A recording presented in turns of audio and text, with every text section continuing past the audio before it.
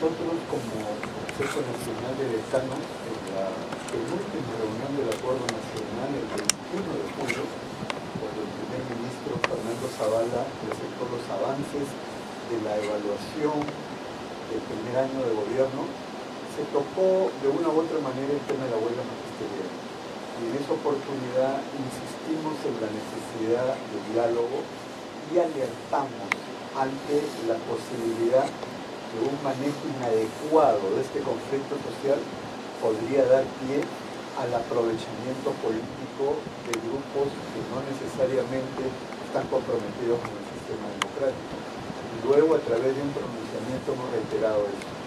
Inclusive en una comunicación formal al presidente de la República, nos pusimos a disposición para facilitar el diálogo. Lamentablemente la respuesta ha sido el silencio. Sin embargo, más allá de eso, tenemos expectativa en un sentido positivo que se llegue a una conclusión, digamos, favorable al país, a la sociedad, a los estudiantes y a los maestros, y para ello considero fundamental que se dialogue sin exclusión. Una cuestión fundamental. Hubo un manejo inadecuado en la solución de esta huelga, en la manera como se buscó viabilizar las demandas de los profesores.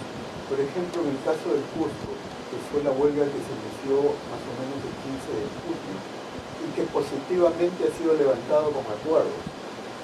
La pregunta es, ¿tuvieron que demorarse tanto para llegar a acuerdos? Cuando lo planteaba al comienzo respecto a lo final, palabras más, palabras menos, fue similar. O sea, creo que ha faltado reflejos de parte del Estado para solucionar esto. Pero no, alegrémonos que se ha solucionado.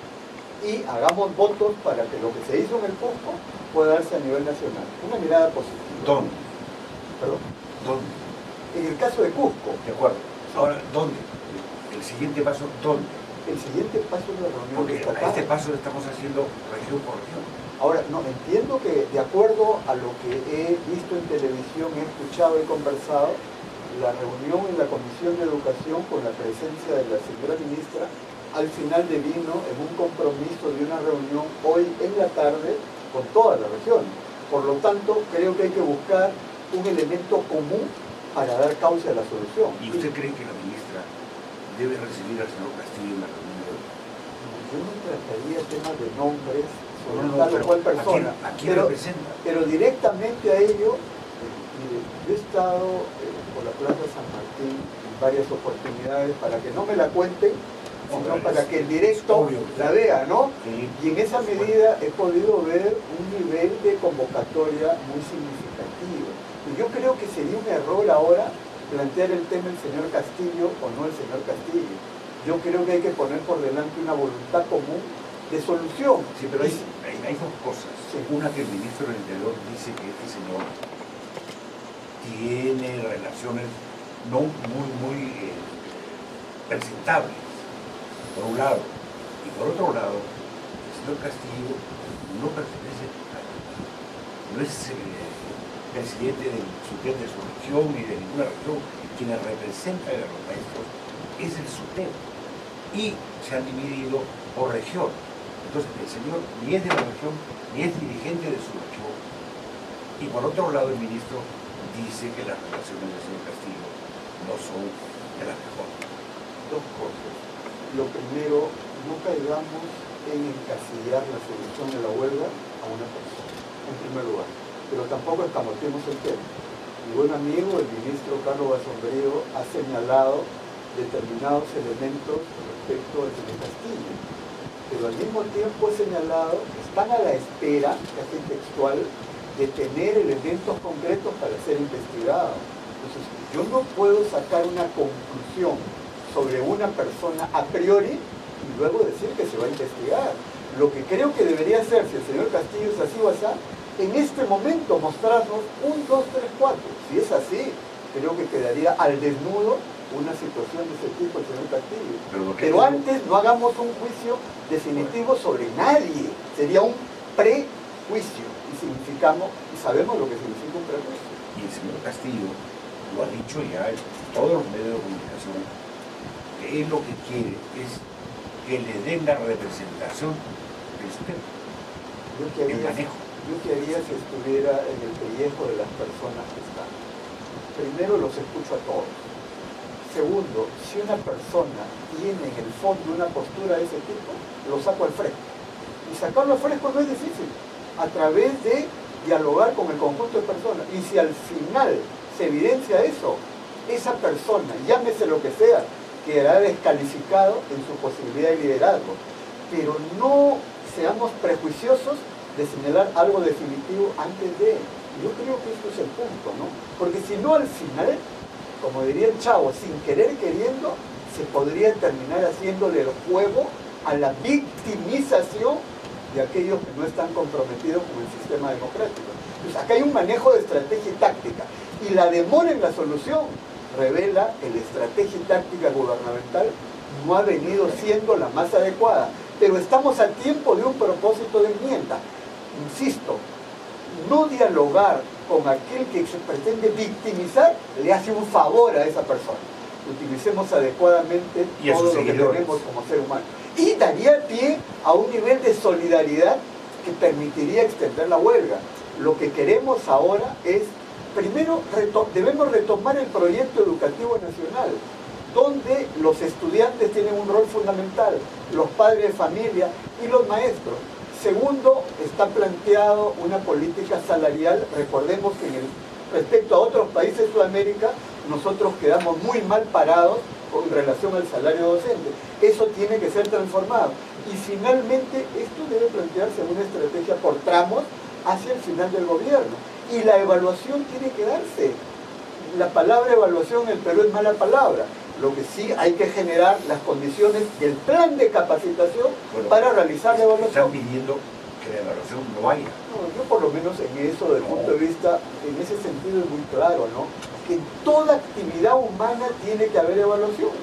Que habla, quien fuere, es constante en determinado lugar.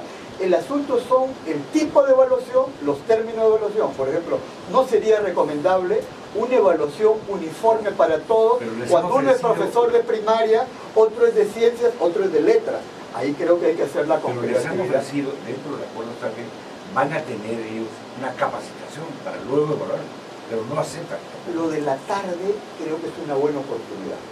Así como durante muchos años ha habido un crecimiento económico sostenido muy importante, que lamentablemente se desperdició en la medida que no ha habido la inversión adecuada en educación o salud. Ahora el Perú tiene una extraordinaria oportunidad en la tarde y nos pone a prueba como país la capacidad de diálogo, la capacidad de gobierno y la capacidad de los dirigentes del magisterio que demuestren ser verdaderos líderes. El refrán dice, en la cancha se ven los gallos, y en la tarde es una buena oportunidad. Los profesores no quieren evaluación, le están diciendo al país, no estamos capacitados. Mire, acá hay un problema más general. Yo diría, y como decano de los colegios profesionales del Perú, me remito a un tema. ¿Cuál es el nivel de preparación en las universidades? Y sobre todo en universidades creadas en los últimos años. El nivel de educación en términos formativos, en algunos casos es mediocre, lo digo con responsabilidad. Por lo tanto, si es así, lo que podría denominar el producto profesional que sale de las universidades, muchas veces no está a la altura de las circunstancias lo que requiere nuestra sociedad. Por lo tanto, el Estado y la sociedad tenemos que nivelar, tenemos que acompañar esos procesos. Y en esa medida, yo no diría solo un tema de maestros, que a veces se los sataniza, sino en general, ¿no? Yo inclusive diría los sociólogos, los periodistas, que a veces las muestras de investigación sociológica o de entrevistas periodísticas dejan mucho que desear. Entonces no metamos a todos en el mismo saco. Pero creo que tiene que haber una evaluación. ¿Ha sido oportuno este pedido en el Congreso para que se interpele a la ministra en estos momentos cuando ella está buscando encontrar una solución a la huelga de los maestros? Ahí es un tema ya de las bancadas. Evidentemente, yo he visto por responsabilidad del cargo que ostento, he visto toda la sesión de la Comisión de Educación y desde el comienzo había un planteamiento de ese tipo. Tratemos de separar uno de otro tema. Creo que si la ministra en la tarde y en los próximos días muestra el liderazgo, estoy seguro que la moción de interpelación se va a caer. Si no lo muestra, punto suspensivo. Debería continuar. No, si no lo muestra, Debería continuar el proceso de interpelación. no lo diría yo, lo diría creo la gran mayoría de la ciudadanía. Si es que no demuestra capacidad de solución. O sea, ella también tiene la oportunidad el día de hoy, en la tarde, de mostrar liderazgo y capacidad de solucionar problemas. Como sociólogo, ¿cuál es la lectura que le da a este escenario? Los grupos de izquierda en elecciones tienen cero guarismos en los resultados. O sea, prácticamente no existen en los resultados. Pero ¿cómo estos grupos de izquierda pueden movilizar a tanta gente en estos momentos en Lima si en las elecciones ellos no tienen presencia? Bueno, hay algunas cuestiones que es importante precisar. En la primera vuelta electoral del 2016, el 28% del magisterio votó por Pedro Pablo Kuczynski y en la segunda vuelta el 76%. Por lo tanto, no es que no haya un nivel de simpatía. ¿Y por qué Keiko Fujimori el 14%? Sumemos 14% para el 28, tenemos 42, casi la mitad.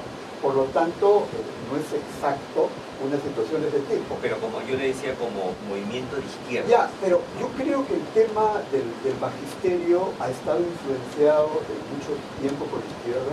El SUTE se creó en 1972 en el Cusco. Su primer secretario fue un líder histórico, reconocido por tibios y troyanos, Horacio Ceballos, y como bien se sabe, Patria Roja ha tenido la conducción del SUTE durante, 45 años. ¿Qué cosa está mostrando esta huelga? Y he escuchado a dirigentes del propio Patria Roja ensayar una autocrítica inicial, pero queda claro que el CET del SUTE tiene ahora la legalidad, pero no ha perdido legitimidad. Hay dos conceptos que no hay que confundir. Y en segundo lugar, la inmensa mayoría de maestros no están pues con ningún grupo organizado. El dirigente de SUTE de colegio es un democrático, lo que le llaman el sindicato clasista. Designado, no postulado.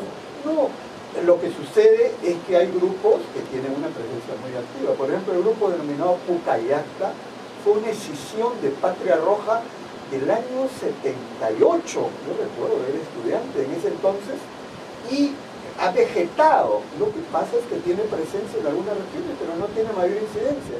Y el caso del denominado grupo Movadef, en realidad es una decisión que adoptaron en determinado momento su creación, cuando el señor Guzmán decidió dejar las armas e ir al acuerdo de paz.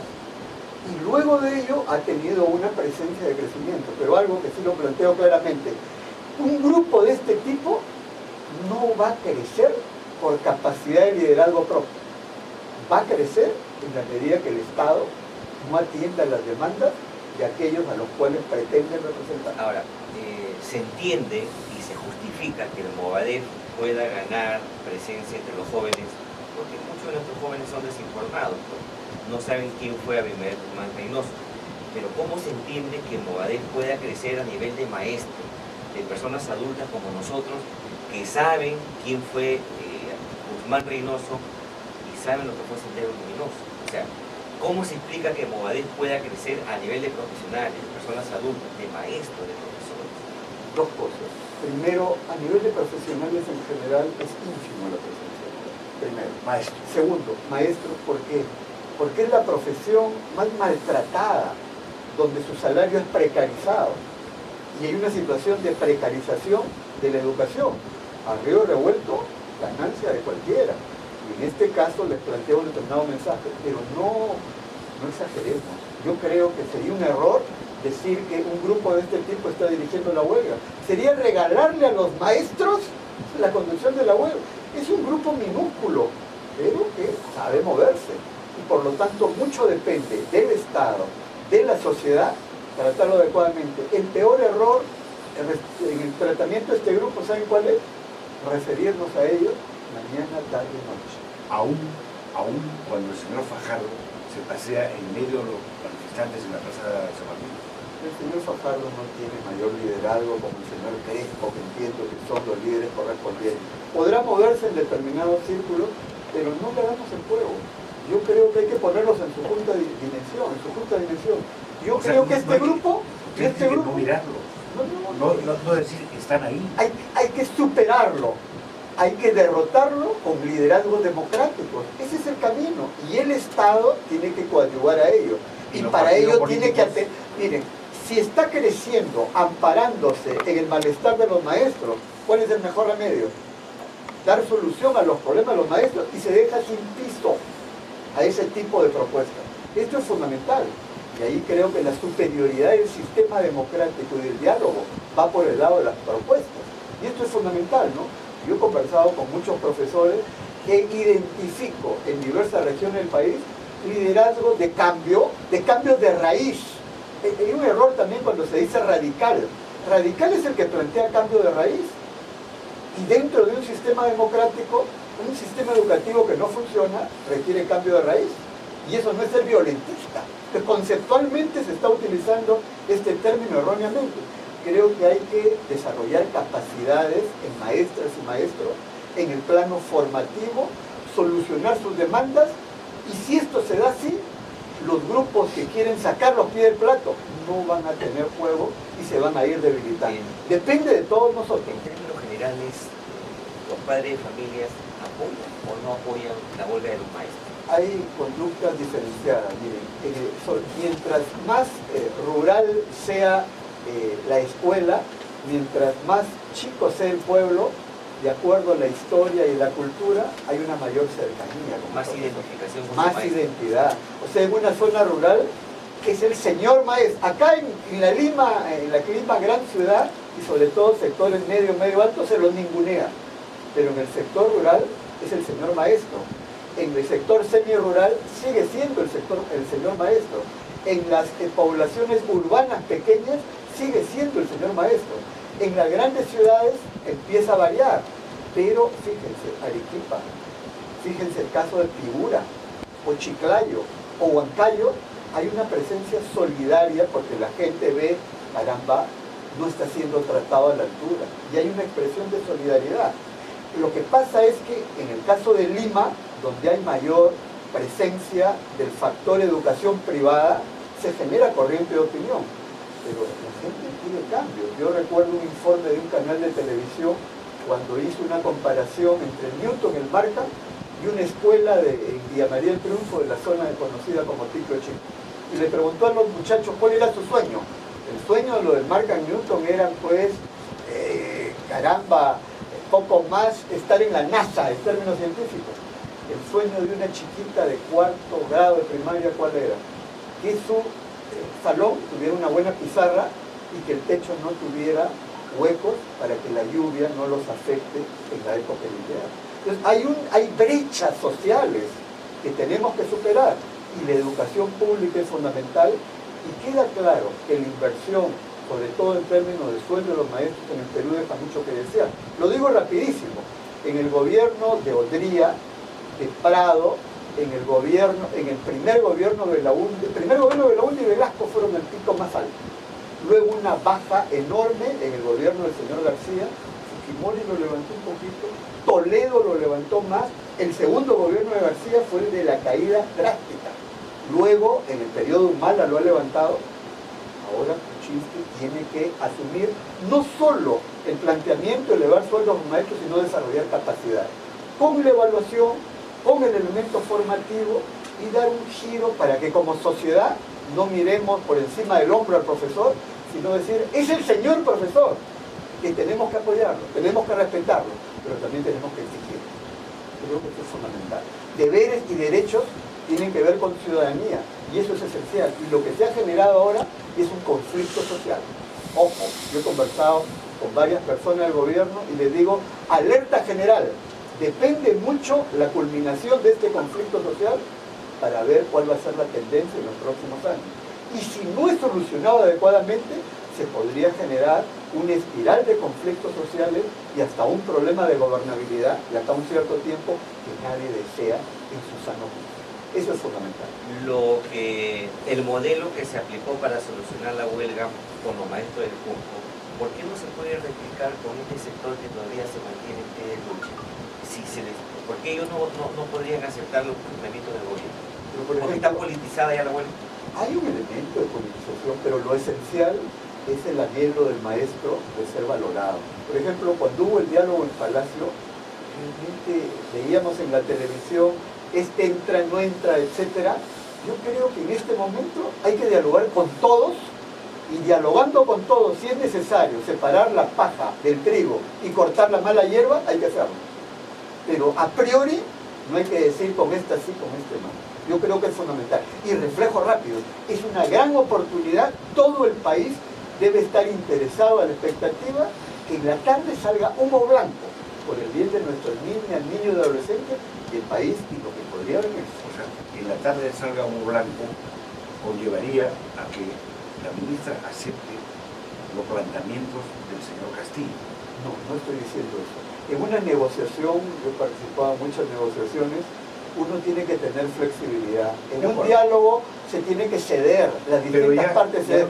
¿Cuáles son los puntos de conclusión? Ya depende de quienes estén negociando. Finalmente, doctor Rodríguez Rabanal, ¿no cree usted que acá hay una puja política entre los subregionales por el motín que significa la derrama magisterial? Yo creo que ese elemento está presente, pero de ninguna manera es lo principal. Pero lo que pide el señor Castillo, lo primero que pide es que le den la representación. No, amigo, le ha pedido al señor Castillo como 20 veces. Yo creo, se lo digo con todo respeto. El señor Castillo está pregonando ese discurso hace 2 o 3 semanas en la Plaza San Martín. De acuerdo, pero... En su nombre lo tenemos que repetir todos los días. De acuerdo, pero en una negociación hay temas que uno puede hacer caso y otros temas que no puede hacer caso. Y estoy seguro, para la inmensa mayoría del magisterio, si hay un mensaje todo o nada, eso nadie lo va a aceptar. Yo he conversado con muchos maestros, tienen expectativas, pero en una negociación todos saben que hay que ceder. El maximalismo no conduce a nada bueno. Y por lo tanto creo que tiene que primar el buen criterio, el sentido común de país, y si se debe pisar fuerte, hay que pisar fuerte. El elemento ya del manejo fino es dónde piso fuerte, dónde cedo, dónde flexibilizo y dónde me pongo en mis cuatros y no doy ni un paso atrás. Para parecer que está faltando en este gobierno buenos operadores y negociadores, que son los que finalmente le dan las directivas a los ministros, porque el ministro no tiene por qué conocer estas tácticas de gestión, ¿no? Bueno, yo diría falta más también, en el mejor de los sentidos, porque eso significa conocer los actores sociales. Y yo creo, lo digo por especialización profesional, en el mapeo de actores sociales no ha habido el trabajo preciso y se ha alargado. Si hubiera habido un mapeo claro de actores sociales, no digo que en un 2x3, pero no hubiera demorado tanto la solución. Y a los intransigentes no hay que victimizarlos, hay que aislarlos, y eso es fundamental. Muy bien. Señor Roberto Rodríguez Rabanal, presidente del Consejo Directivo del Colegio Profesional del Perú, muchas gracias. No, muchísimas gracias y reitero la invocación tanto al gobierno como a las dirigencias magisteriales que piensen sobre todo en el Perú y los estudiantes y lleguen a buen puerto hasta acá. Creo que todos deseamos eso y estamos a la expectativa. Muchas gracias. 7 de la mañana, 58 minutos. Pausa, amigos.